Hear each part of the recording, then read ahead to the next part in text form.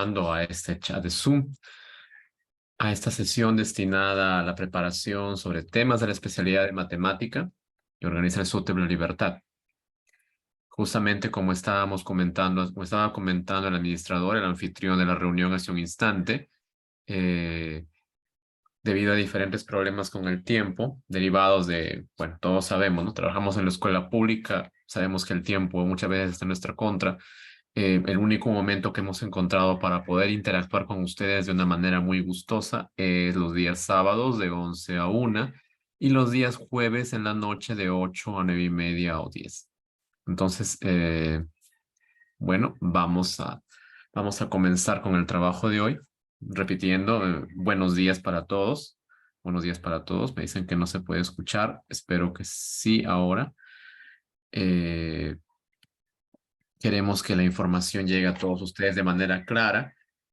El día de hoy, nuestra reunión va a estar dedicada a los temas, bueno, a un tema muy importante justamente vinculado a la especialidad, ¿no? Orientado sobre todo al nivel inicial. Bien. Yo quisiera dejar bien en claro que aunque los temas estén orientados a inicial o a secundario o a primaria, siempre es muy importante que manejemos los temas por cuanto hay preguntas que se conectan con determinadas cosas. Es cierto que al llegar a secundaria la especialización es mucho más fuerte de lo que es en inicial o primaria, pero también es importante que conozcamos los profesores de inicial hasta dónde deberían llegar los chicos en el transcurso de su vida escolar y los profesores de secundaria también, desde dónde están partiendo y qué dificultades o qué problemas podrían tener a la luz de ese marco teórico correspondiente al nivel inicial. Siempre es importante conocer ello. Hoy día nos enfocamos en el nivel inicial y el día jueves nos enfocaremos ya en los otros niveles. Bien, vamos a compartir nuestra pantalla a ver si es que podemos ver, a ver si es que podemos ver lo que queremos mostrar, aunque parece que tenemos problemas. A ver, a ver, a ver.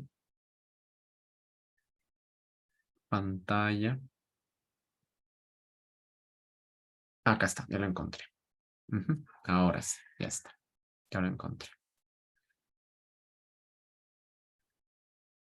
Bien, espero que todos puedan ver lo que estamos compartiendo. Bien, espero eso. Sí se ve, maestro. Buenos días. Perfecto, muchas gracias. Buenos días a todos. Buenos días, muchas gracias. Bien, vamos a comenzar entonces. El día de hoy abordaremos un tema muy importante que corresponde, como dijimos, al nivel inicial, que es la construcción de la noción de número. Es un tema vital para todo lo que corresponde a matemáticas. Justamente los aspectos concernientes a esta construcción de noción de número están indicados aquí. Clasificación, seriación, conservación de la cantidad, conteo, reversibilidad del pensamiento y usos del número, ¿no? Vamos a ver.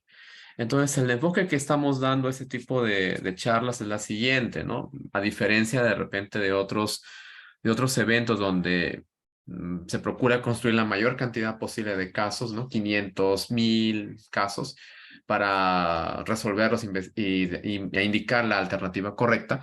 En nuestro caso, en esta situación hemos optado por considerar la parte teórica, una fuerte parte teórica que permita resolver la mayor cantidad de casos, ¿sí? Eso es lo que nosotros estamos enfatizando aquí, la teoría. Y naturalmente estamos tomando, como veremos al final, ejemplos de exámenes de ascenso anteriores. Bien, comencemos. Entonces, bueno, hay algunos problemas en la construcción de la idea de número que pueden perdurar hasta muy tarde en la vida de un niño, de un adolescente inclusive.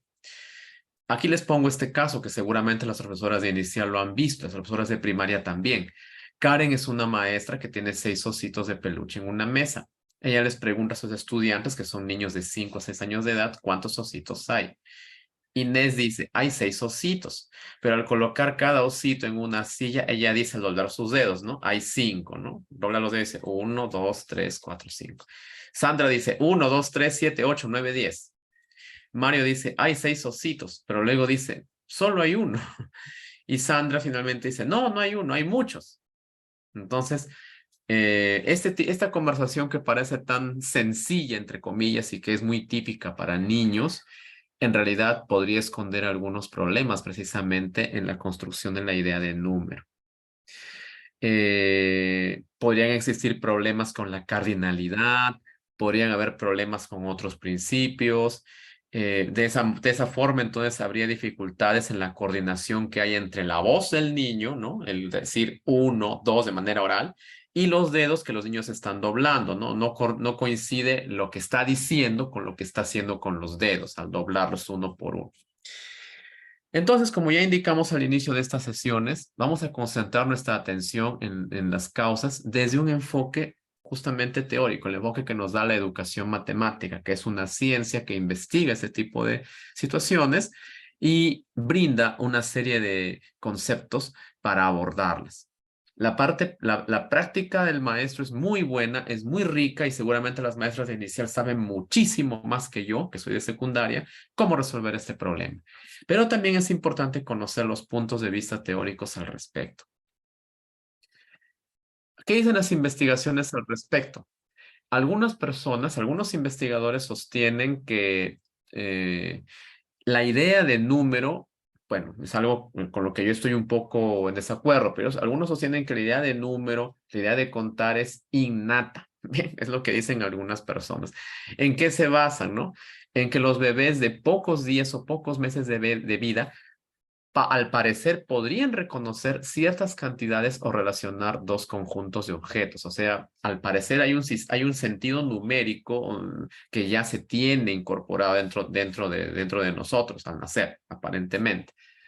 Asimismo, hay un aspecto importante que es el de la aprehensión perceptual. O sea, en el caso de los niños se dan cuenta solo percibiendo de la cantidad que existe en un pequeño grupo de objetos. A esa actividad se le llama, bueno, en inglés sabitizing, ¿no? O sea, significa que el niño ve una cantidad de objetos y plum, da el número, ¿no? O aprende, ¿no? Y distingue dónde hay muchos, dónde hay pocos, ¿no? Dónde hay bastantes, dónde hay demasiados. Todos los seres humanos podemos decir si tenemos uno, dos o tres objetos delante nuestro a partir de esa aprehensión perceptual directa, ¿no? De tal manera que si queremos trabajar con cantidades superiores de objetos, podemos aprender patrones u otra ayuda para contar. Recuerden que estamos hablando de niños, ¿bien? De niños. Bien, aquí estamos indicando, ¿no? ¿Qué cosa es sabitize? En psicología es percibir el número de un grupo de objetos solamente de un vistazo y sin contar, ¿no? Entonces acá se dice, ¿no? El número máximo de objetos que pueden ser percibidos de esta manera es alrededor de 5. Tal vez por eso será que al formar agrupaciones o al dividir, por ejemplo, si queremos dividir, no sé, grupos en un aula o queremos formar equipos, el número que más usamos es el 5, ¿no? Porque es el número que más rápido se puede distinguir, quizás, ¿no? Bueno. Al respecto, cuando hablamos de sabitizing, por ejemplo, hablamos de sabitizing perceptual y sabitizing conceptual. En el perceptual, como ya dijimos, se reconoce un número sin el empleo consciente de otros procesos matemáticos o mentales y luego se le da un nombre. En el conceptual, en cambio, se aplica primero el sabitizing perceptual repetidas veces y luego se unen los números, ¿no? O sea, es algo un poco más complejo. Recuerden que estamos hablando una vez más de actividades que los niños pequeños hacen. Esto va mucho antes de las actividades que vamos a ver en un instante. Digamos que es la etapa inicial, la etapa cero, para que los chicos puedan distinguir números. Con esa base del sabitizing, ¿no? De los chicos, se puede llegar a las primeras experiencias numéricas de los niños, tales como la sucesión de términos y conteo de objetos. En el conteo básicamente se trata de asignar cada uno de los términos de la secuencia numérica a un objeto diferente de un conjunto bien definido. Cada objeto se empareja con uno y solo un término de la sucesión. Y creo que está claro, ¿verdad? Cuando nosotros queremos contar frijoles, por ejemplo, solo asignamos el 1 al primer frijolito, el 2 al segundo, el 3 al tercero. No podemos darle el 3 a 5 frijolitos, ¿verdad? No se puede. Eso está claro para nosotros, que somos ya adultos, pero para un niño puede ser muy problemático, como ya hemos visto en el caso de la profesora Karen que presenté al inicio. Esa destreza básica, asimismo, se lleva a cabo frecuentemente mediante la acción de señalar, o sea, de apuntar con el dedo, ¿no? Uno, ¿no? Uno, un frijolito, dos, siempre con el dedo. Se inicia de esa forma.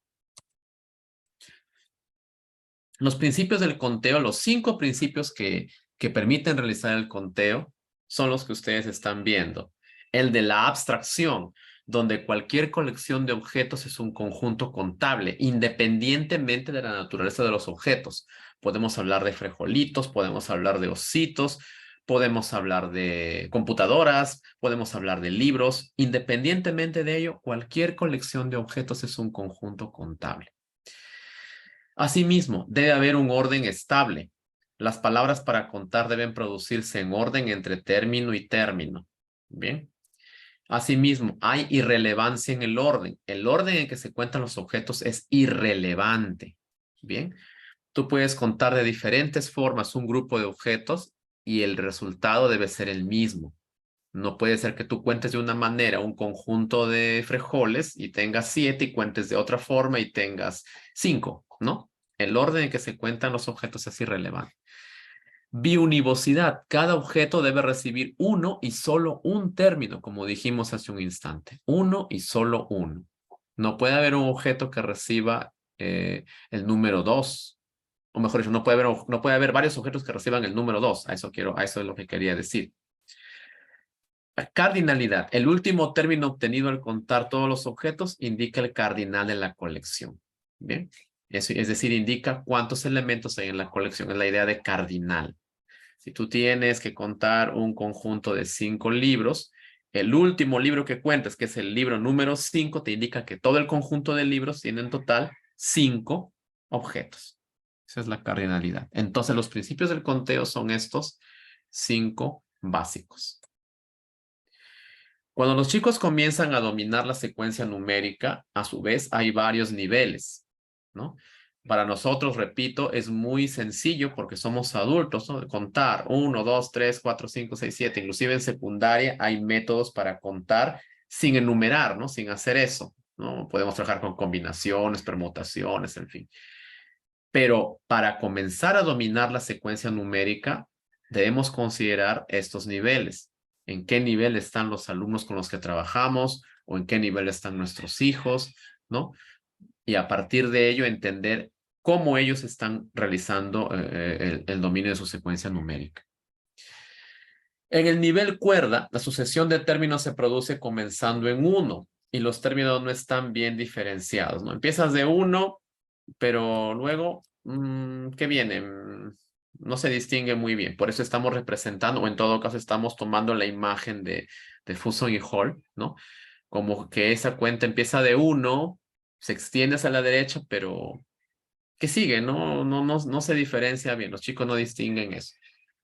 En el nivel cadena irrompible, la sucesión de términos se produce comenzando desde 1 y los términos están bien diferenciados. Ahí comenzamos a trabajar 1, 2, 3, ¿no? Está muy bien diferenciado todo. En el nivel cadena rompible, la sucesión puede comenzar a partir del número A. O sea, tú puedes empezar a contar, no necesariamente desde el 1, puedes empezar a contar desde cualquier número, ¿no? Como cuando mentalmente tienes un grupo de cuadernos y dices, a ver, ya empiezo desde acá, el 3, 4, 5, ¿no? Porque ya te diste cuenta que antes había 2 cuadernos. En el nivel cadena numerable, la sucesión consiste en contar n términos a partir de A, ¿no? Y hay que dar otro número B como respuesta. Bien, entonces tú puedes contar desde A hasta B, ¿bien? Contando n términos a partir de A. No tienes que acabar todo el conjunto de números, sino que puedes llegar solo hasta una parte. Y en el nivel cadena bidireccional, la sucesión se puede recorrer hacia arriba o hacia abajo rápidamente, desde un término cualquiera. Se puede cambiar fácilmente de dirección. Es decir, puedes contar como tú desees, ¿no? De manera bidireccional, hasta cierto punto, no empezando desde el 1, puedes contar como tú desees, de manera bastante libre. Estos niveles de dominio de la secuencia numérica me hacen recordar los problemas que en secundaria los chicos tienen al trabajar con progresión aritmética, por ejemplo, donde ellos, una progresión aritmética, ustedes saben que puede ser representada como una escalera, donde hay una serie de números, de cantidades, que se suma una misma cantidad para llegar al siguiente término. Entonces, a veces hay dificultades para entender que no tienes que partir desde el primer término necesariamente. Puedes partir del medio, puedes partir de cualquier otro término y retroceder o avanzar. Y estaba pensando que justamente esto podría tener relación con estos niveles de dominio de la secuencia numérica. Cuerda, cadena irrompible, cadena rompible, cadena numerable, cadena bidireccional. Asimismo, para elaborar el número hay dos conceptos fundamentales que todos los maestros en inicial y primaria, yo siempre los escucho mencionar, y que a veces no tenemos bien claro quienes no somos de esos niveles, ¿no? Pero es importante investigarlos y de hecho que hay investigación muy rica al respecto. Esos componentes son la clasificación y la seriación. La clasificación es una actividad prenumérica básica.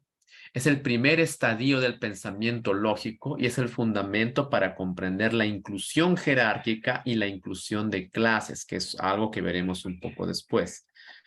La seriación, por su parte, es la actividad para colocar objetos ordenadamente de acuerdo con un criterio elegido, tal como longitud, altura, anchura, peso, diámetro o tonalidad. En una primera etapa, la seriación puede desarrollarse de acuerdo a un solo criterio. Más adelante pueden combinarse dos o más criterios. A su vez, en la clasificación hay diferentes etapas, ¿no? Etapas vinculadas a tareas para lograr justamente el concepto de clasificación. Se pueden agrupar por parejas, agrupar más de dos objetos y dejar partes sin clasificar, en fin. En la seriación, entonces la palabra, por otro lado, en la seriación la palabra clave es orden. La seriación entonces consta de dos propiedades, transitividad, que consiste en poder restablecer deductivamente la relación existente entre dos elementos. La transitividad la vamos a ver, ¿no? Como cuando decimos A es menor que B, B es menor que C, entonces A es menor que C, ¿cierto? Juanita tiene 2 años, Mario tiene 8 años y Juanita es menor que Mario. Mario a su vez es menor que Gonzalo que tiene 12 años. Por lo tanto, Juanita es menor que Gonzalo, ¿cierto? Esa es la transitividad. La reversibilidad es la posibilidad de concebir simultáneamente dos relaciones inversas. O sea, se puede considerar a cada elemento como mayor que los siguientes y menor que los anteriores, ¿no? Si esa segunda relación, por ejemplo, tú dices, Juanita es menor que Mario, entonces Mario es mayor que Juanita. Y a su vez, ¿no? Mario es menor que Gonzalo y Gonzalo es menor que otros niños. Entonces esos otros niños son mayores que Gonzalo. Así, de esa manera. Podemos revertir, podemos ver de manera inversa las relaciones. Entonces, de esta manera, podemos establecer estos dos componentes conceptuales básicos, clasificación y seriación. ¿Bien? Es muy importante que los tengamos presentes porque la mayoría de reactivos de los exámenes de ascenso justamente consisten en estos dos procesos. Hace un momento hablábamos justamente de comprender inclusión jerárquica e inclusión de clases. Esos términos, esos conceptos nos son brindados por psicólogos educativos de la talla de Piaget, quien también nos da un concepto muy potente que es el de conservación de la cantidad, ¿no? Seguramente todos hemos tropezado con este concepto en nuestro trabajo. ¿Cómo entender esa conservación de la cantidad? Por ejemplo, en este experimento de Jean Piaget, se le muestran al niño dos filas de bolas de igual longitud e igual número de bolas en ambas filas. Se pregunta al niño si hay igual número de bolas en cada fila y si el niño contesta que sí, se continúa el test. Ahora se modifica la longitud de una fila sin quitar ni añadir ninguna otra bola, de modo que una de las filas tiene mayor longitud que la otra, ¿no? Se entiende, o sea, se alarga la fila, se separa, se coloca más separación, más espacio entre las bolas. De nuevo se pregunta al niño si hay igual número de bolas en ambas filas. Se dice que el niño conserva el número cuando admite que el número de bolas es el mismo. Bien. Es decir, aunque alarguemos esa fila, aunque coloquemos más espacio entre las bolas, bien, el número de bolas es el mismo. Cuando no hay todavía, cuando no se ha logrado todavía este concepto, lo que ocurre es que los niños van a ver una fila más larga y dicen, ah, aquí hay más cantidad de bolas que en la otra fila, no obstante tener la misma cantidad. No solo hay ese tipo de conservación de la cantidad, hay diferentes otros tipos. Por ejemplo, cuando hablamos de conservación de la cantidad líquida, ¿no? Por ejemplo, saber que la cantidad de un líquido no se altera cuando se vierte de un recipiente a otro, aunque haya diferente forma, ¿no? Que es algo bastante, como siempre digo, bastante obvio para nosotros, pero para nosotros cuando éramos niños y para los niños que nosotros trabajamos, no es así, ¿verdad? Y tenemos el agua en una olla y lo echamos a una jarra, a veces los niños dicen, ah, acá hay más agua que en la olla, ¿no? Y parece, ¿no? En realidad parece, pero no es así. En realidad es la misma cantidad. Es la misma cantidad de líquido. Asimismo, podemos hablar de conservación de la sustancia cuando la cantidad de la masa de una bola de arcilla o de plastilina no cambia al transformar la forma de esta bola, ¿no? Conservación del peso, cuando el peso de una bola de plastilina, por ejemplo, no cambia cuando se altera la forma de esa bola. Conservación del número, lo que hemos visto hace un momento. Conservación del volumen, ¿no? La invarianza de la cantidad de agua desalojada por una bola sumergida en un líquido cuando se somete a diferentes transformaciones. Son diferentes tipos de conservación de la cantidad. Ante ello también hay niveles, ¿no? Por ejemplo, podemos decir, se han indicado en las investigaciones, ¿no? Puede ocurrir que haya una ausencia de correspondencia término a término, cuando se tiene más en cuenta la configuración global y estática de las hileras que la cantidad de fichas, ¿no? Lo que les mencionaba hace un momento, que la fila sea más larga o más corta porque hay más o menos espacio entre las bolas y no se están fijando en el número de fichas que hay. La correspondencia término a término sin conservación, que podría aparecer entre 5 y 6 años. Los niños ya hacen uso de la correspondencia término a término, pero cuando realizan alguna transformación en alguna de las filas, renuncian a la equivalencia numérica y dicen que hay más fichas en la fila donde las fichas están más separadas. O sea, es como una, vamos a llamarlo así, una recaída al nivel anterior. Una conservación no duradera, en torno a los 7 años, según Piaget, es una etapa intermedia en la que no tienen por qué pasar todos los niños necesariamente. En ese nivel el niño es conservador en algunos casos y en otros no. Y en la conservación necesaria, el niño ya da una respuesta lógica y afirma la conservación de la cantidad. Recordemos que estos niveles de conservación de la cantidad, así como otros aspectos vinculados a la conservación de la cantidad, corresponden a experimentos, en muchos casos llevados a cabo por Piaget y colaboradores, en contextos diferentes al nuestro. Sin embargo, los hallazgos que se han realizado muy bien se pueden aplicar a nuestra realidad. Y seguramente los hemos podido notar. Aquí es el principio de inclusión jerárquica que mencionamos hace un momento. Y consiste o es la idea de que los números son construidos al agregar uno cada vez y que ellos anidan o son incluidos dentro de otros. Es decir, cuando tenemos al número 5, dentro del 5 está el 3, ¿no? Cuando tenemos al número 10, dentro del 10 está el 9. Es decir, hay mayor jerarquía de una cantidad sobre otra. Y los números son construidos al agregar uno cada vez. Dentro del número, además, hay diferentes contextos de uso. ¿Bien? Hay diferentes contextos de uso. Por ejemplo, podemos mencionar, y dentro de lo que pide el temario del ascenso, podemos mencionar el uso del número como código, de manera ordinal, como medida o como cardinal. En el contexto de cardinal, se está describiendo la cantidad de elementos de un conjunto bien definido de objetos discretos o sucesos. Bien, lo que les mencionaba hace un instante. Si queremos contar cuántos libros hay en un estante, ¿no? Justamente estamos hablando de cardinalidad. Para conjuntos más numerosos, el proceso de contar la estimación o el empleo de propiedades nos brinda el cardinal del conjunto. Es decir, Si queremos determinar un cardinal, hay varias etapas. Una primera etapa consiste en señalar, como mencionamos hace un instante, ¿no? Señalar con el dedo. Hay 1, 2, 3, 4, 5, 6, 10 libros, ¿no? Uno por uno. Conforme la complejidad del conjunto vaya aumentando, habrá que realizar estimaciones o habrá que emplear propiedades.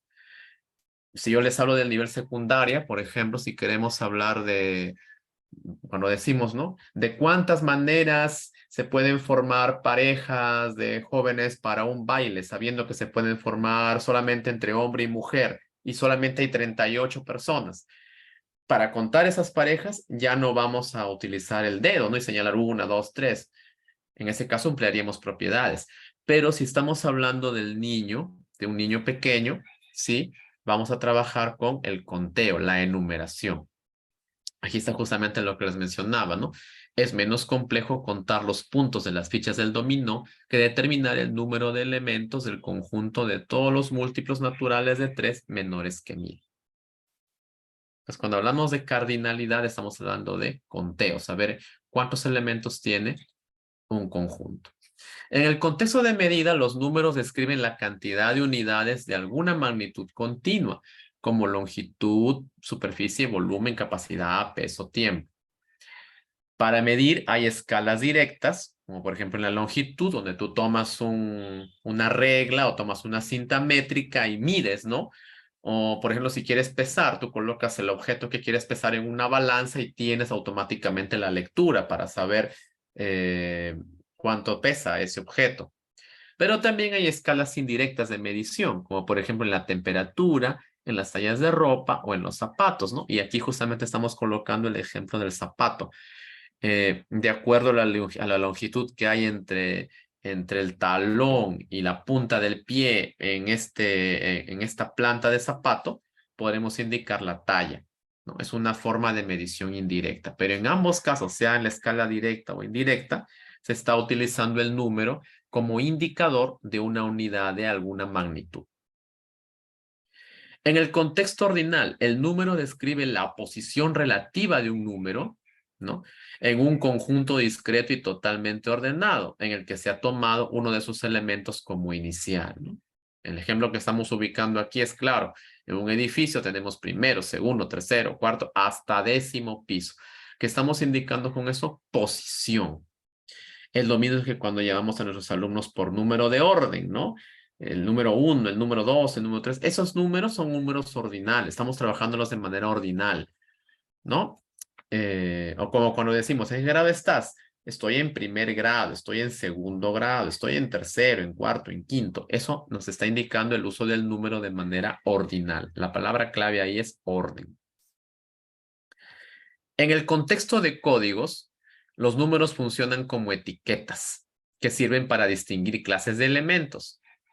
Bien, con la condición de que cada elemento ingrese en una clase y solo en una. Ejemplos típicos del uso de números como etiquetas son los números de teléfono, los números que distinguen a las posiciones de los jugadores de fútbol, etc. Y se distinguen bien sencillo porque no podemos hacer operaciones con ellos, ¿no? Esos números de teléfono, esos números de celular, los números de las posiciones, ¿no? Claramente son etiquetas, ¿bien? Son solamente indicadores, ¿no? Es una forma de utilizar el número como un código. Bueno, aquí tienen ustedes las referencias de las fuentes utilizadas. Son fuentes como ustedes verán en español, en idioma inglés también. Y son fuentes que se están permanentemente actualizando. No hay que pensar que todo lo indicado acá ya terminó y que no hay nada más que investigar. Al contrario, siempre hay mucho que investigar. Hay muchísimas cosas que hacer en el campo de la educación matemática orientada al nivel infantil. Hay bastante, hay mucho, como en todos los niveles. Por eso mi intención aquí al brindar la teoría no es solamente prepararnos para un examen, que es, por cierto, meritorio, sino también despertar en ustedes el afán de investigar, de buscar cosas, de ir más allá del día a día en la práctica, para nosotros no solo perfeccionar nuestra práctica misma, sino también contribuir, dar hallazgos a los demás, dar luces de cómo se puede trabajar en determinado campo de la educación matemática, en este caso la matemática infantil. Estoy seguro que eso será de mucha ayuda. Bien, ahora sí, vamos a practicar con las preguntas de ascenso.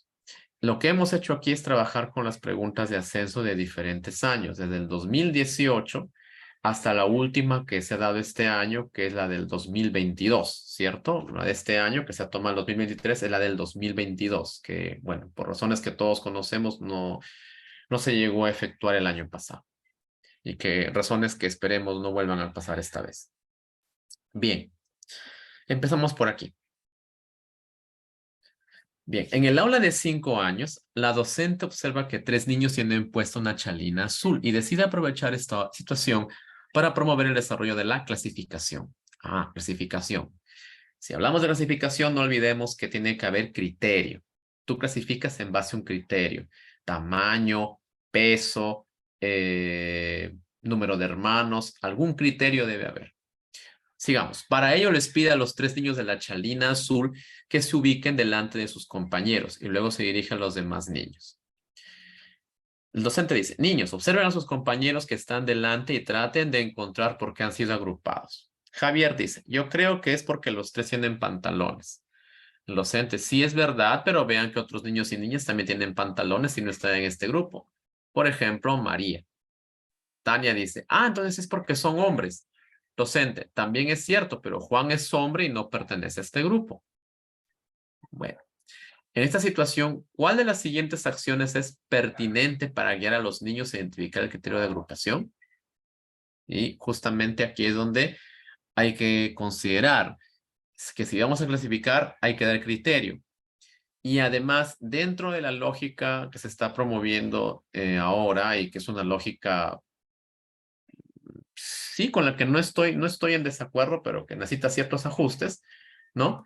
La idea es que dentro de las alternativas no se busque aquella, o en todo caso no es la más preferible aquella que da la respuesta al alumno, sino aquella que muestra cómo se le sugiere al alumno para que él llegue a la respuesta hasta cierto punto de manera independiente. Bien, o sea, dentro de las alternativas, y va a haber muchos problemas así, donde dicen cuál de las siguientes acciones es pertinente, sospechemos de aquellas alternativas donde nos dicen, ya, dile al alumno lo que tiene que hacer, ¿no?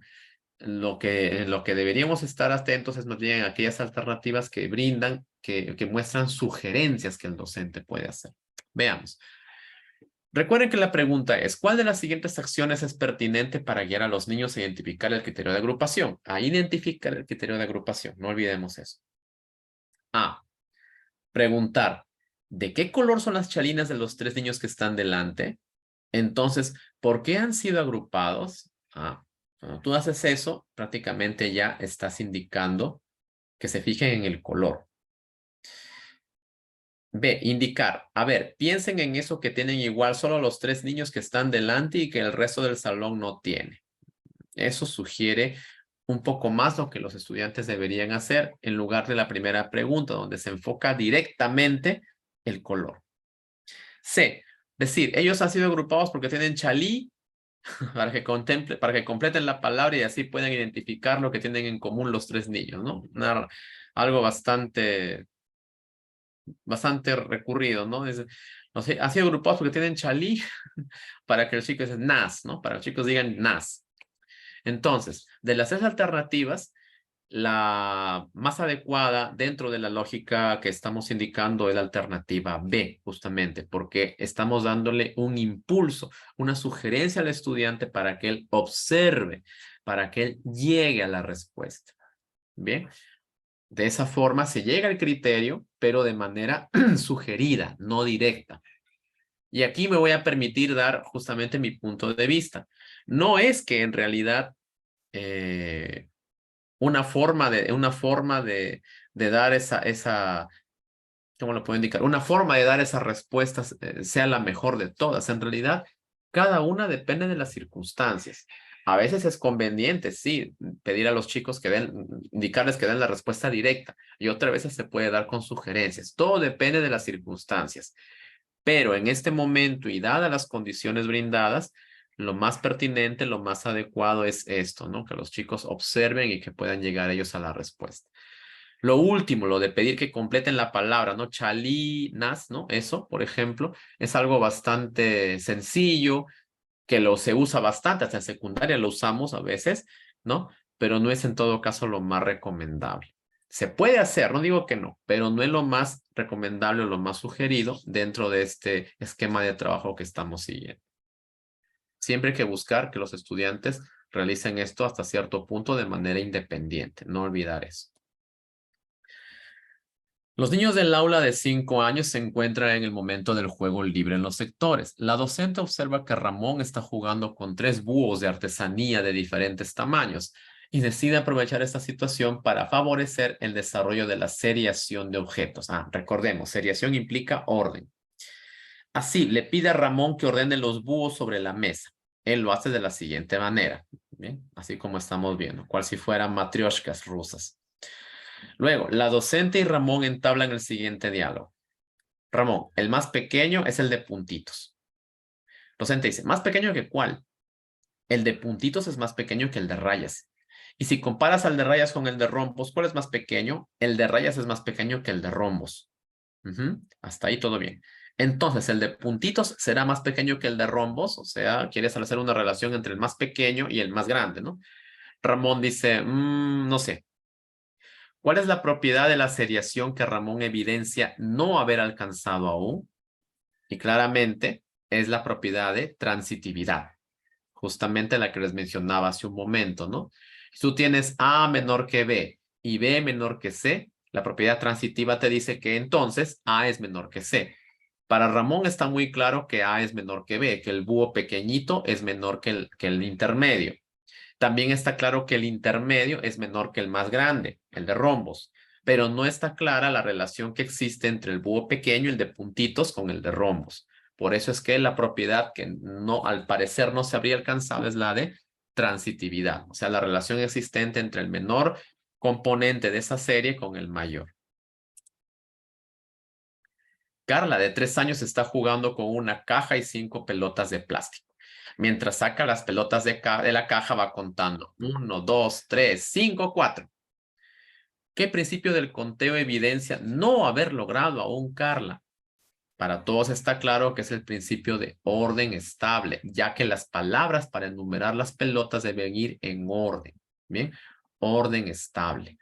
Recordemos que mencionamos hace un momento esto, ¿no? Hay un orden estable en las palabras de conteo. Cardinalidad, no es el principio de conteo. Mejor dicho, no es el principio de conteo que parece no haber logrado. Ella ha logrado determinar que hay 5 pelotas, ¿de acuerdo? O sea, su cardinalidad, al parecer, no anda tan mal. Pero lo que ella no ha incumplido es justamente, lo que ella no ha cumplido, perdón, es el orden estable. Bien, no pertinencia del orden, ¿no? Bueno, en realidad la palabra es aquí orden estable. Hablamos de principio de conteo. La docente del aula de 3 años busca conocer cómo los niños se agrupan los objetos. ¿Cuál de las siguientes acciones es pertinente para dicho propósito? Bien, si hablamos de agrupación, estamos hablando, recordemos, de clasificación y debe haber siempre un criterio definido. Disponer en cada mesa un grupo de objetos semejantes en color y forma y preguntarles ¿qué formas y colores tienen los objetos? Luego tomar nota de sus respuestas. Bien, entonces, prácticamente con esto ya el profesor, la maestra en este caso, ya está indicando, ¿no? De qué manera tienen que trabajar con ellos, ¿no? ¿Qué formas y colores hay? Rojo, azul, verde. Formas, triangular, rectangular, circular. Entonces, de esa manera ya está indicando lo que los chicos deberían hacer. Y no es, recordemos esa, la idea de este tipo de reactivos. No es esa la filosofía, vamos a llamar, de este tipo de reactivos. B. Poner a su alcance diversos materiales como tapas, botellas plásticas, cuentas, bloques de madera. Luego observar qué hacen con ellos, ¿no? Recordemos que la idea es que la docente busca conocer cómo los niños agrupan los objetos. O sea, al parecer es una docente que busca, pienso, ¿no? Está haciendo un diagnóstico de cómo los chicos están agrupando objetos. Entonces, no No es una actividad todavía bien lograda, solo quiere explorar eso ella. Entonces, si ella les dice qué formas y colores tienen los objetos, prácticamente ya está encaminándolos, no está logrando su diagnóstico. En cambio, cuando ella pone, como dice la alternativa B, cuando ella pone a su alcance de los chicos diversos materiales como tapas, ¿no? Y observa qué hacen con ellos, está justamente viendo, está justamente constatando cómo están realizando esa agrupación. Tampoco es adecuada la letra C, que dice proporcionar a los niños bloques lógicos y decirles, ahora van a poner en el tarro solo los bloques rojos, luego observar quiénes lo hacen, ¿no? En ese caso ya está indicándoles el criterio dado. La idea, repito, aquí es vincular el propósito de la docente, ¿no? Con las acciones que va a realizar. Siempre que veamos un problema de estos, hay que ver cuál es el propósito de este docente que está siendo mencionado. Si su propósito es buscar conocer cómo los niños agrupan los objetos, entonces hasta cierto punto ella no puede dar ese criterio. Quiere ver cómo lo hacen solos, ¿no? Entonces, por eso pone los objetos y luego ve qué sucede. Otra cosa es que si dijese, ¿no? A docente desea ejercitar o consolidar la clasificación a los chicos. Entonces, ahí sí les da criterios, ¿no? Y puede hacer algo más. Pero aquí solamente desea explorar, desea conocer cómo los chicos hacen eso. ¿Cuál de las siguientes acciones favorece el desarrollo del uso del número como ordinal? Recordemos, ordinal, hablamos de orden, ¿no? Primero, segundo, tercero, cuarto, quinto, sexto. Veamos. Preguntar a un niño por su domicilio. Alejandro, ¿cuál es la dirección de tu casa? Vivo en la calle Estete 357. ¿Eso nos dará el uso del número como ordinal? Claramente no. Preguntar a los niños después de jugar a las carreras. Niños, ¿en qué lugar llegó Jorge? Ah, Jorge llegó segundo, Jorge llegó cuarto. Perfecto. Esa estrategia describe la posición de una persona mediante un número. Justamente esa estrategia favorece el desarrollo del uso del número como ordinal. C. Preguntar a una niña después de que haya agrupado algunos objetos. Sandra, ¿cuántos objetos hay de cada color? No, en este caso no hablamos de ordinalidad. En este caso hablamos de cardinalidad. Bien, que es otra cosa relacionada, pero diferente. Solamente nos preguntan por las acciones que favorecen el desarrollo del uso del número como ordinal y la respuesta correcta es la letra B, porque se describe la posición de una persona mediante un número. En este caso de un niño en una carrera. Durante el juego de los sectores, Joel y Marco, de 5 años, están jugando a formar hileras con bloques lógicos. Coincidentemente, ambos han cogido la misma cantidad de bloques lógicos y los han colocado de la siguiente manera, ¿no? Han formado 2 filas con los bloques lógicos, Marco y Joel.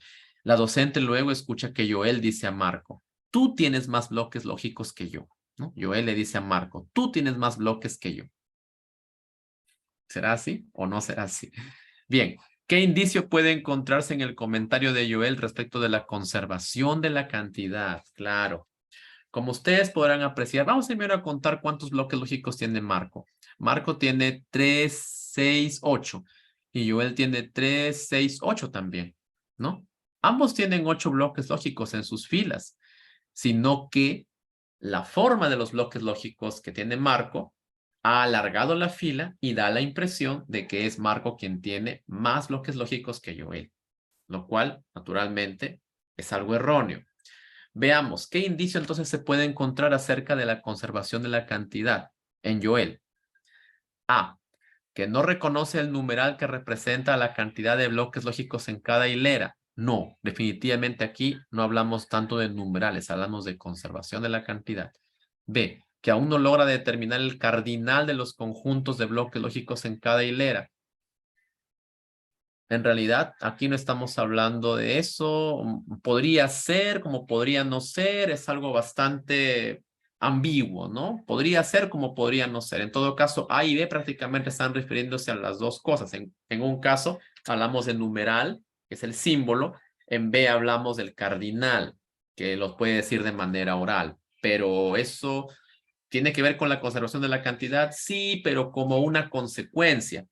La alternativa correcta es la C, que al parecer, de acuerdo a lo dicho, Joel seguía por criterios perceptuales para determinar la cantidad de bloques lógicos en cada hilera. Bien, fíjense, nos preguntan por la conservación de la cantidad. Y aunque el hecho de hablar del numeral y el hecho de hablar de cardinal están vinculados justamente al conteo, en realidad son consecuencias de fenómenos como el que estamos indicando aquí, el de conservación de la cantidad. O sea, vienen después todavía, mucho después diría yo. Primero, debería quedar muy claro este concepto de conservación de la cantidad. Y en este caso, lo más probable a partir de lo que plantea el caso es que lo perceptual haya indicado a Joel decir lo que le dijo a Marco. Tú tienes más bloques que yo. ¿Por qué? A primera vista, eso parece. Seguidamente, en presencia de los niños, la docente interviene redistribuyendo en el espacio los bloques lógicos de Joel. Así, las hileras quedan dispuestas de la siguiente manera. Como ustedes verán, ahora los bloques lógicos de Joel tienen más espacio entre ellos. Luego la docente pregunta, ahora, ¿en qué hilera hay más bloques? ¿No? En la fila de Joel hay más bloques, ¿no? Claro, ha separado los bloques lógicos. La cantidad es la misma, pero da la impresión de que es Joel quien tiene más bloques lógicos. Luego la docente pregunta, ahora, ¿en qué hilera hay más bloques? ¿Cuál es el principal propósito de la docente al realizar esta intervención? Posiblemente el principal propósito sea generar conflicto cognitivo, porque primero teníamos la fila de Marco de una forma y la fila de Joel de otra, y Joel decía, tú tienes más fichas que yo. Pero ahora, al colocar más espacio entre las fichas de Joel, parece que la situación ha cambiado, ¿no?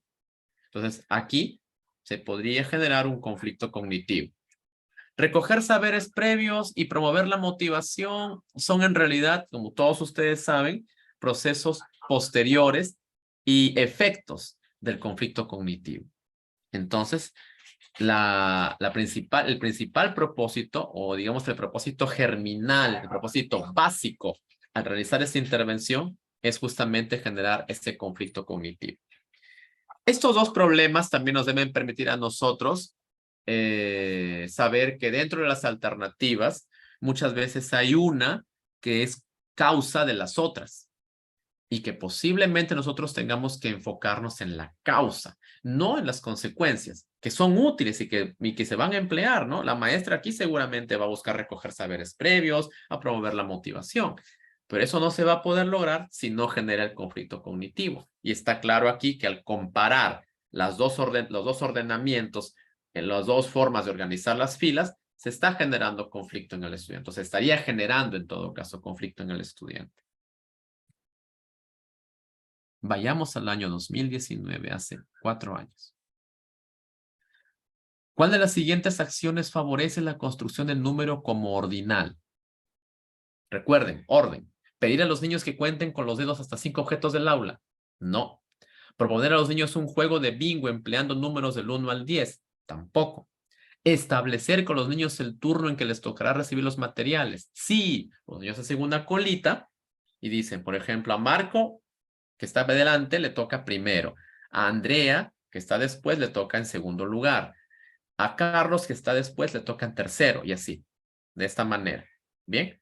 Todo lo que implique trabajar con orden justamente favorece la construcción del número como ordinal. En casos A y B solamente está contando y más bien hablamos ahí de situaciones donde se puede apreciar la cardinalidad. Pero aquí, cuando establecemos turnos al recoger materiales, estamos hablando precisamente de orden. Primero, segundo, tercero, cuarto, quinto, sexto en la fila para recibir dichos materiales. Los niños del aula de 5 años van a presentar una coreografía para la que diseñarán sus propias vestimentas. En ese contexto acuerdan elaborar collares con cuentas de colores. La docente busca aprovechar esta situación para promover la construcción de patrones de repetición en los niños. Bien. ¿Cuál de las siguientes acciones es más pertinente para ese propósito? Recuerden, patrones de repetición. Mostrarles 3 collares que presenten distintas secuencias de colores. Luego decirles que escojan como modelo el collar que más les guste. Finalmente pedirles que elaboren su collar siguiendo la secuencia de colores del collar que eligieron, ¿no? O sea, copiar, ¿cierto? Copiar un modelo de collar, ¿no? ¿Es pertinente? Podría ser. Recuerden que si tenemos 3 alternativas, tenemos que ver la que sea más pertinente. Esta podría ser. Pero a lo mejor hay una que es mucho más pertinente que esta. Vamos a ver. Indicarlas que formen una secuencia de cuentas de colores rojo, azul y amarillo. Luego repetir la secuencia 3 veces. Finalmente decirles que continúen trabajando y acompañarlos preguntándoles qué color sigue. Una vez más, la docente les dice, forma una secuencia de las cuentas de colores, de estos 3 colores, repite esa secuencia, ¿no? Las indicaciones entonces continúan.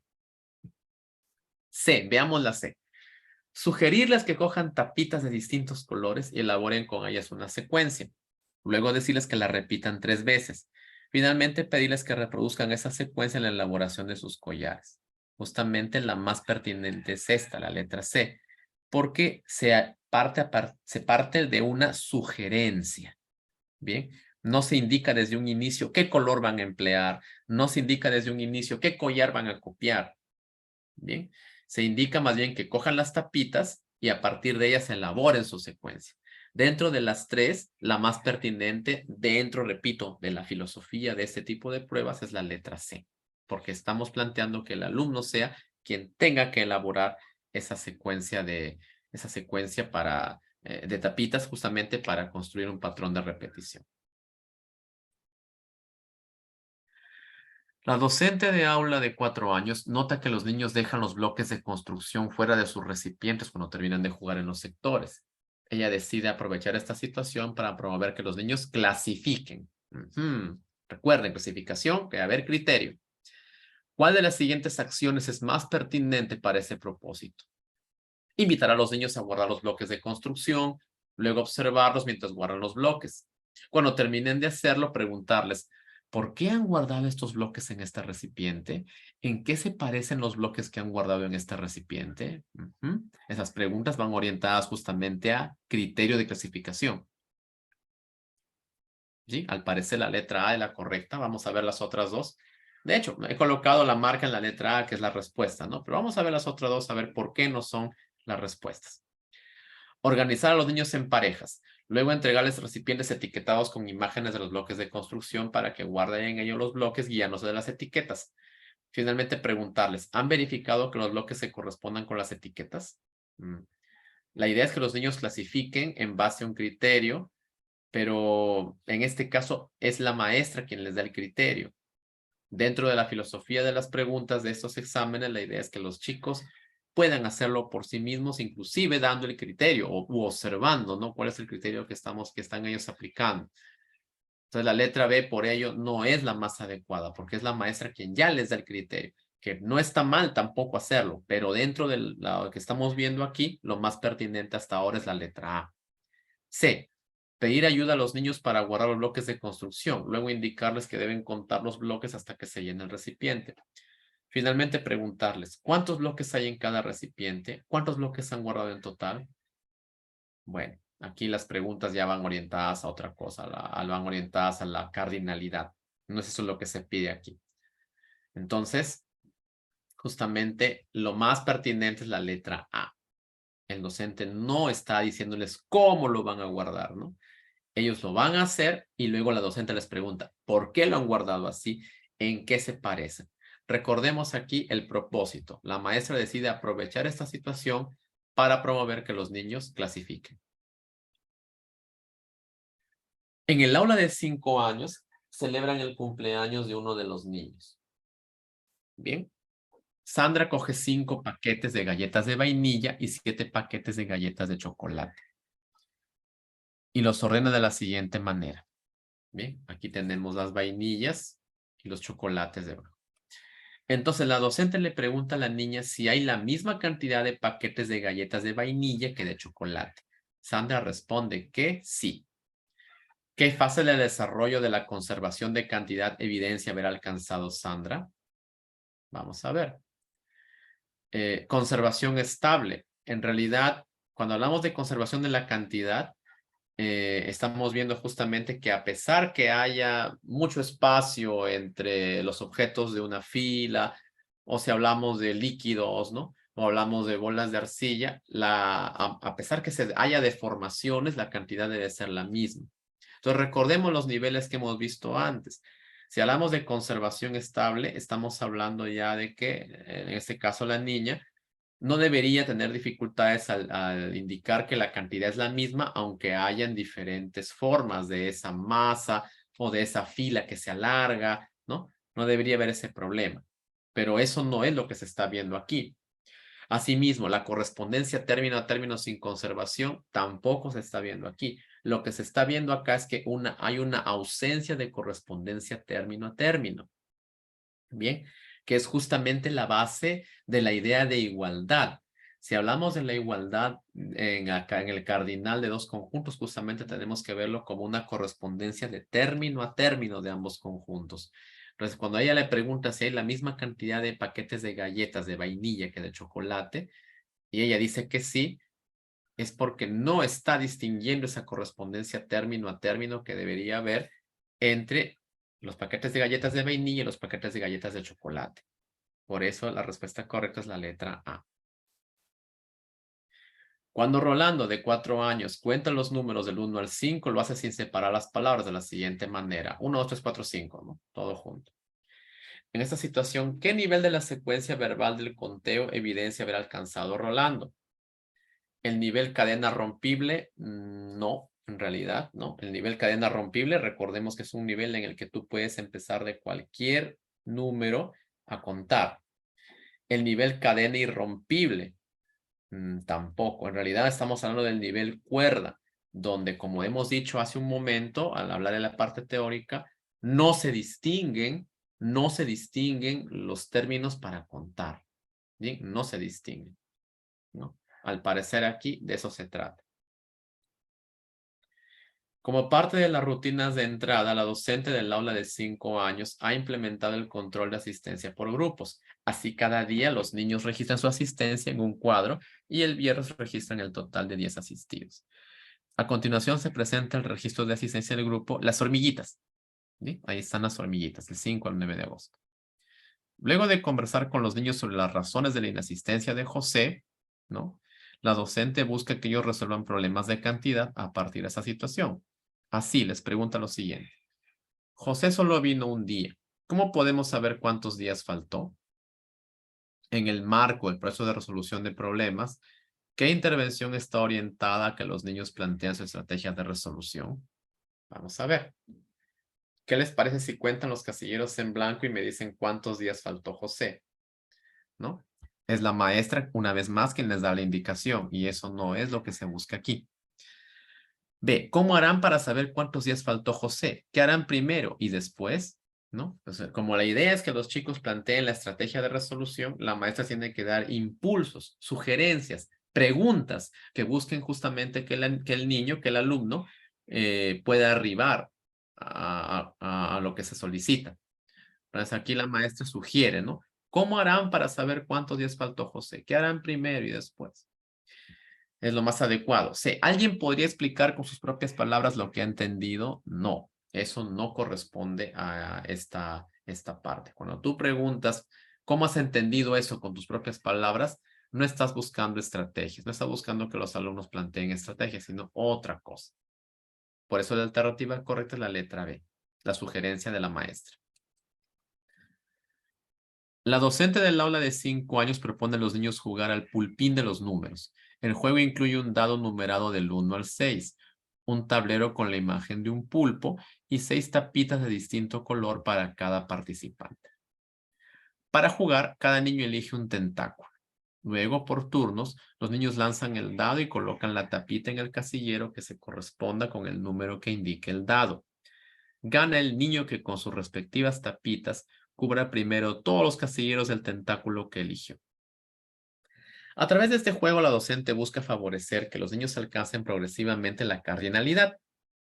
Sin embargo, la actividad no es pertinente para ese propósito. ¿Por qué? Recordemos, el principio de cardinalidad es la comprensión que la última palabra recitada, la última palabra numérica recitada al contar una colección de ítems, especifica el número de ítems en esa colección, ¿no? Está claro, ¿cierto? Si tenemos un conjunto de libros, decimos 1, 2, 3, 4, 5, el 5, la última palabra, el 5, te indica que hay 5 libros en esa colección. Entonces, ¿por qué esta actividad no es pertinente para ese propósito? Vamos a ver. Porque para favorecer que los niños alcancen la cardinalidad, tienen que escribir los números. En cambio, en este juego, los niños solo reconocen los números en el dado y en el tablero, pero no los escriben. No, en realidad no tiene nada que ver la escritura acá. Los niños podrían escribirlo o no, ¿no? Y podríamos hablar de cardinalidad. No es esa la respuesta. B. Porque para favorecer que los niños alcancen la cardinalidad, se deben planear actividades que involucren numerales del 1 al 10. En cambio, en este juego, los niños solo reconocen numerales del 1 al 6. Para nada, tampoco. No tiene que ver cuántos objetos hay y qué numerales emplear. Nada que ver. C. Porque para favorecer que los niños alcancen la cardinalidad, deben relacionar los números escritos en el tablero con la cantidad de puntos que indique el dado. En cambio, en este juego, los niños no realizan esa relación, pues el dado ya tiene números. Claro, eso es verdad. La idea, no se olviden, es relacionar cosas para trabajar la cardinalidad. Ya sea hablamos de la última palabra mencionada, ya sea si hablamos en este caso de los puntos, de la cantidad de puntos que indica el dado, ¿no? Con los números escritos.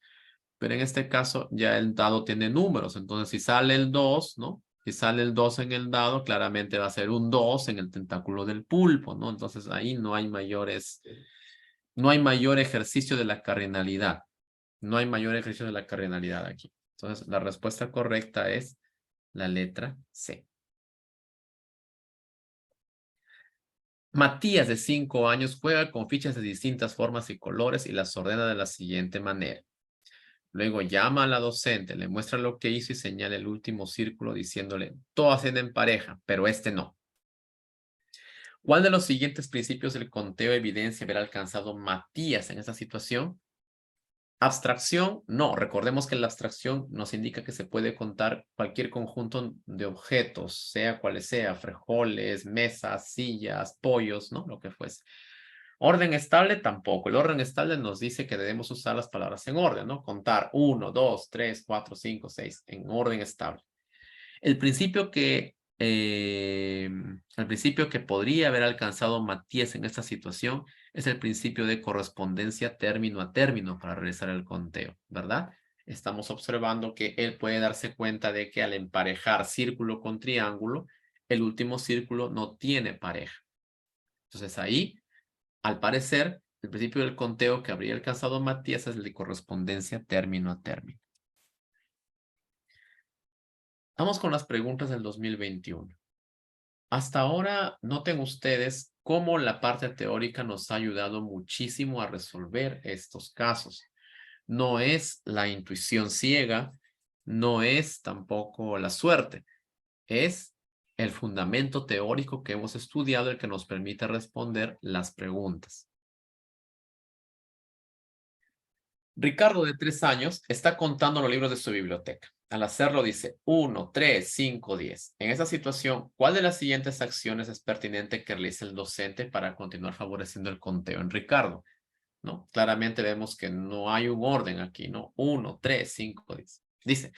Ricardo dice, Ricardo, empezaste a contar por el número 1, pero luego dijiste 3. ¿Estás seguro? ¿No será que después del 1 sigue el 2 y recién después viene el 3?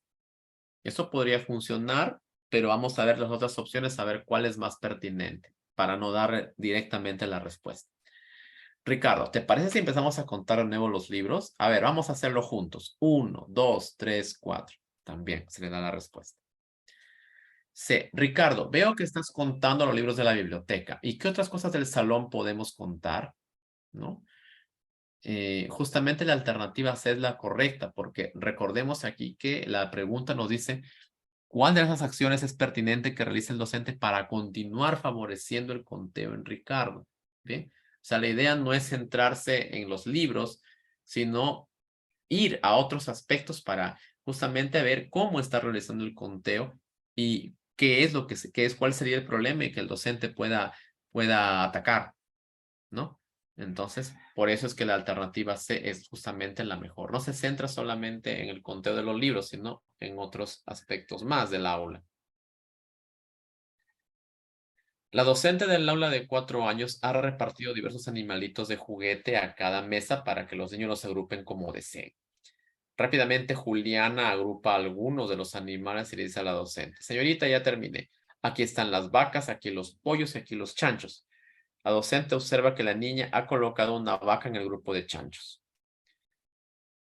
¿Cuál de las siguientes intervenciones es más pertinente para retroalimentar a Juliana acerca de las agrupaciones que ha realizado? Recordemos, si hablamos de agrupaciones, hablamos de clasificación. Si hablamos de clasificación, hablamos de criterio. ¿Hay algún criterio para realizar eso?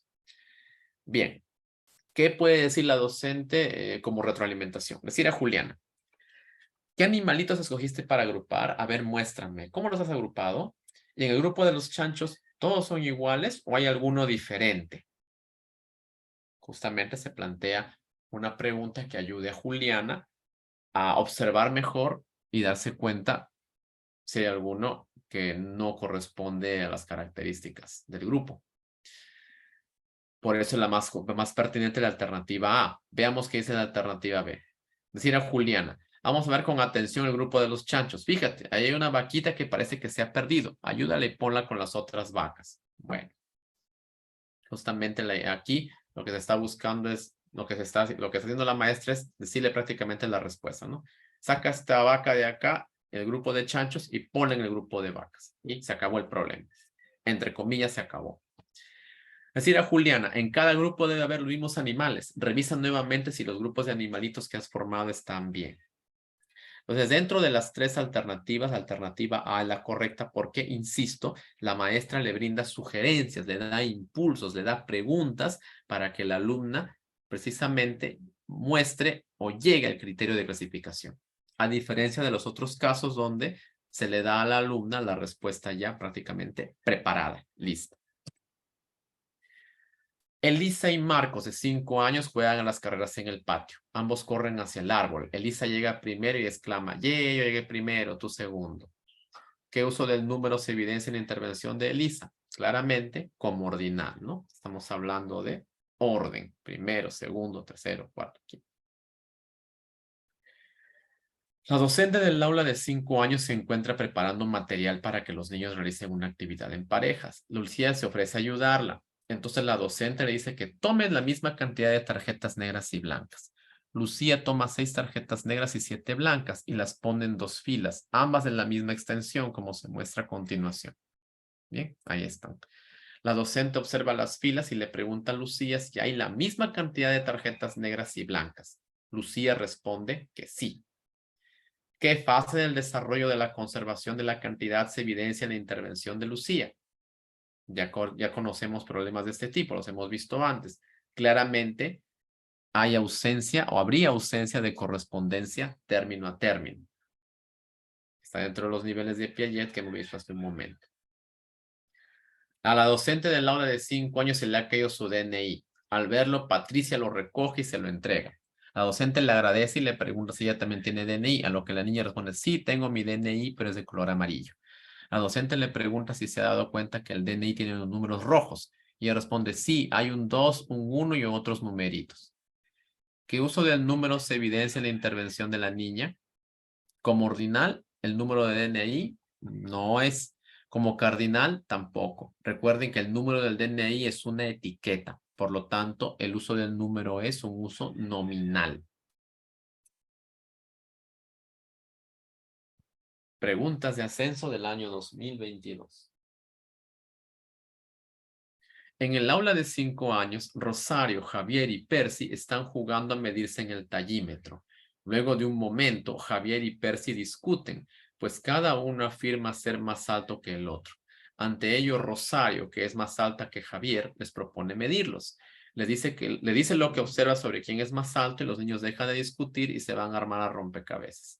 La docente ha observado la situación, se debe conversar con Rosario y se produce el siguiente diálogo. La docente dice, Rosario, veo que me dicen tus compañeros. Sí, Javier es más alto que Percy.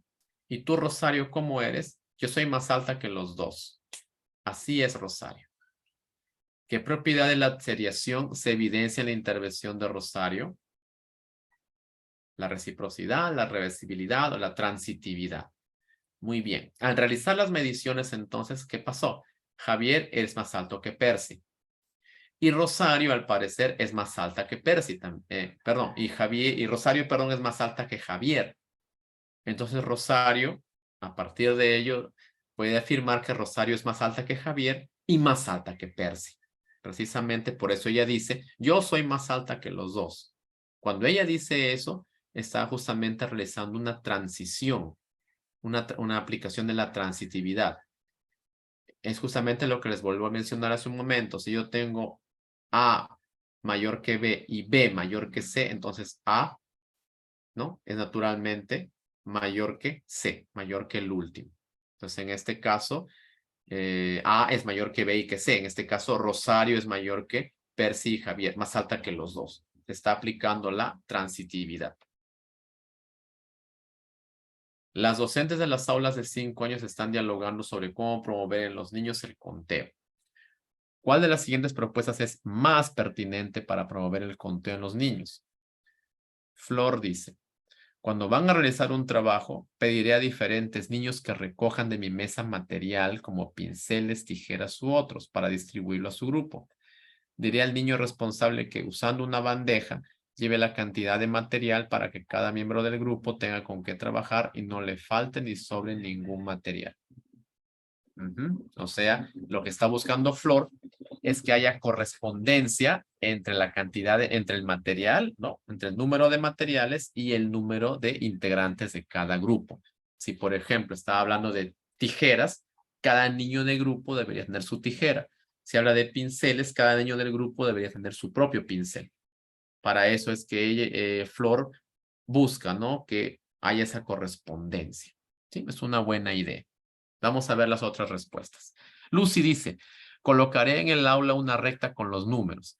Cada día antes del inicio de la asamblea de la mañana, señalaré los números de la recta para que los cuenten. Luego pediré a diferentes niños que identifiquen uno de los números. Por ejemplo, preguntaré a un niño, ¿dónde está el número 5? A otro niño, ¿dónde está el número 8? Etcétera. La actividad de Lucy es muy interesante, pero en realidad es una actividad que va ya después como una actividad para consolidar algo más sofisticado sobre el conteo, ¿no? Lo básico, lo más pertinente, lo más importante, si se quiere, para hablar de conteo es justamente lo que Flor está haciendo, porque la base del conteo, no lo olviden, es esa correspondencia que debe haber entre los elementos de dos conjuntos. Inés dice, organizaré juegos para contar, por ejemplo, el juego de las tapitas, que consiste en entregar recipientes y tapitas de gaseos. Usaré tarjetas con los números del 1 al 9. Sacaré al azar una tarjeta, nombraré el número que salió. Luego pediré que todos juntos contemos hasta dicho número, mientras que cada niño coloca las tapitas en su recipiente. También es una actividad ya posterior. Si queremos hablar de conteo y en general, en cualquiera de estas preguntas o reactivos, si queremos responder a la pregunta de cuál es más pertinente, hay que ir justamente a la alternativa que vaya a lo más importante, a la parte fundamental. Y en este caso, lo fundamental es la relación que hay entre dos conjuntos para poder realizar el conteo. Por eso la alternativa correcta es la respuesta de Flor. Diana y Laura del aula de 4 años juegan con un dado que tiene hasta 3 puntos por cara. El juego consiste en lanzar el dado y adivinar la cantidad de puntos que saldrá. La que adivina gana un punto. Cada punto equivale a un botón. Concluido el juego, Laura tiene 3 botones y Diana tiene 5 botones. Ellas las ordenaron de la siguiente manera. ¿Ve? Laura tiene 3 botones, Diana tiene 5 botones. La docente que les estuvo observando durante el juego se acerca y se produce el siguiente diálogo. La docente dice, ¿quién ganó el juego? Laura dice, Diana ganó. ¿Cómo sabes que ella ganó? Porque la fila de botones de Diana es más larga que la mía. Bien. A partir de esta situación, ¿qué se puede afirmar en el proceso de adquisición de la noción de número de Laura? ¿No? Para empezar, lo que ha contestado Laura es justamente, es bastante interesante, va de acuerdo en la realidad. Vamos a ver. ¿Qué significa eso? Que la niña avanzó limitadamente en el proceso de la adquisición de la noción de número. Limitadamente. En realidad, limitadamente, no, porque aquí lo que estamos haciendo es, lo que está haciendo Laura es afirmar algo que ha ocurrido realmente y no va, lo que ella afirma no va en contra de la realidad. B, que la niña se encuentra en el proceso de la adquisición de la noción de número. Claro, está en el proceso. mientras ella comience a darse cuenta quién tiene más y quién tiene menos, ya está en ese proceso. Un tema aparte, un tema posterior ya es que represente la cantidad de botones que cada una tiene. Pero en este caso, lo primero que debe hacer es darse cuenta de quién tiene más y quién menos. C, que la niña no inició el proceso de adquisición de la noción del número. Para nada, no, eso no es cierto. La niña ya empezó a adquirir la noción del número, está en proceso de ello. ¿No? No hay por qué decir que la niña no ha iniciado, ya lo inició. Recordemos inclusive que según algunas posturas teóricas, la noción del número es innata, entonces ya lo tendría dentro de sí, ¿no? El Storytizing y todo lo demás indica que ya tenemos esas herramientas para poder adquirir el número. Entonces, no es que no haya iniciado, para nada. C no puede ser la respuesta. La respuesta es la letra B, está en ese proceso de adquisición de la noción del número. Bien.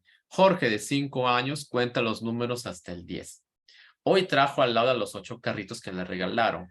Él, contento, llama a la docente para mostrárselos. Entonces los pone en fila y comienza a contarlos. 1, 2, 3, 4, 5. En eso uno de los carritos rueda hacia adelante. Después de que Jorge acomoda el carrito, la docente le pide que continúe contándolos. Entonces Jorge nuevamente comienza a contar desde el carrito número 1, ¿no?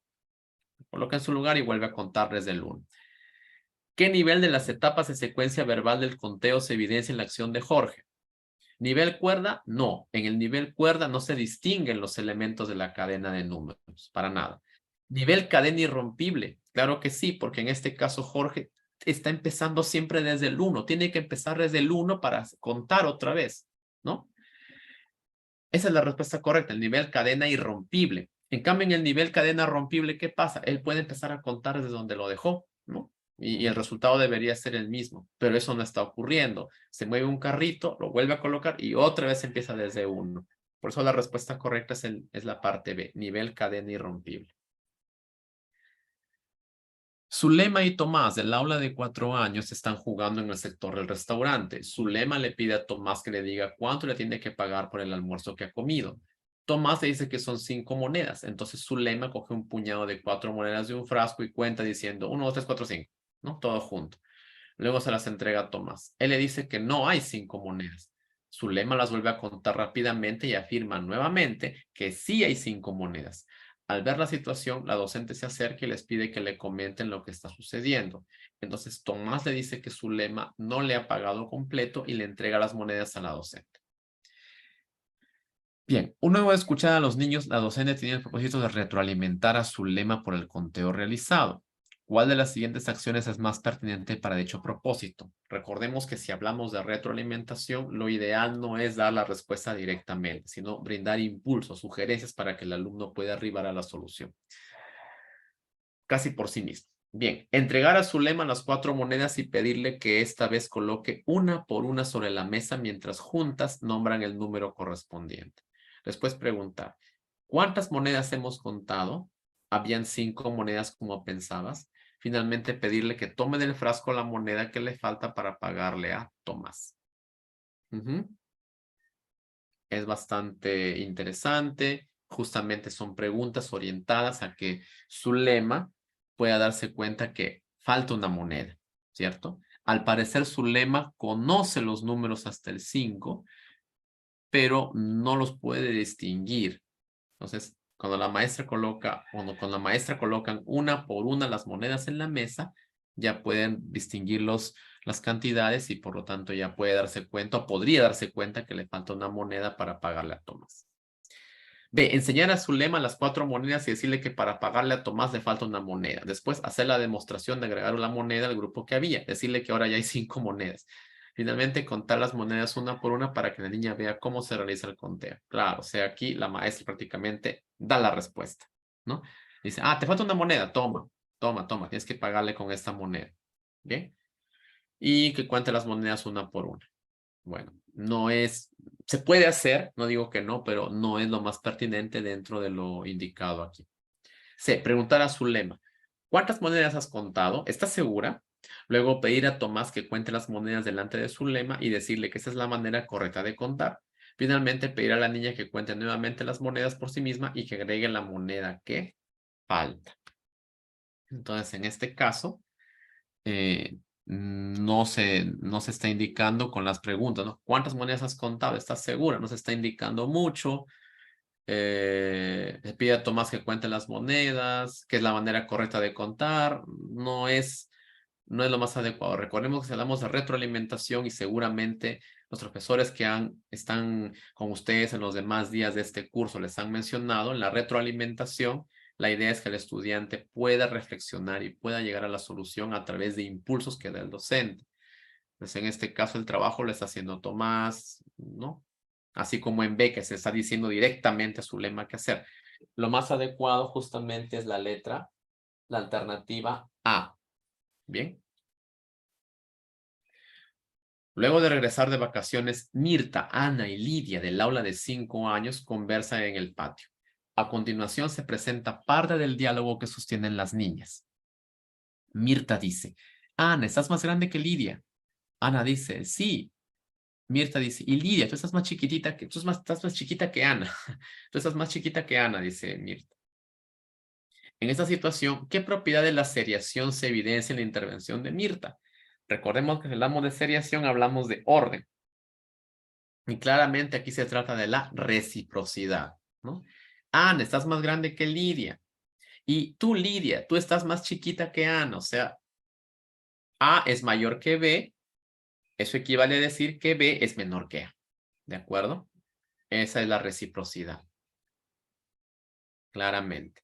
No hay transitividad porque no hay una comparación de 3 objetos, de 3 personas. No se están comparando las tallas de los 3. ¿Sí? Y con esta diapositiva hemos culminado esta revisión veloz de este tipo de este tema, con este tipo de preguntas vinculadas justamente a la construcción del número. No sé, estimado anfitrión, cuál es la mecánica, si eso se va a repartir en PDF en el grupo de WhatsApp, ¿no? En todo caso, estoy disponible a hacerlo. Lo voy a enviar, ¿no? O no sé si lo han puesto en alguna carpeta, quizás, para ir colocándola ahí.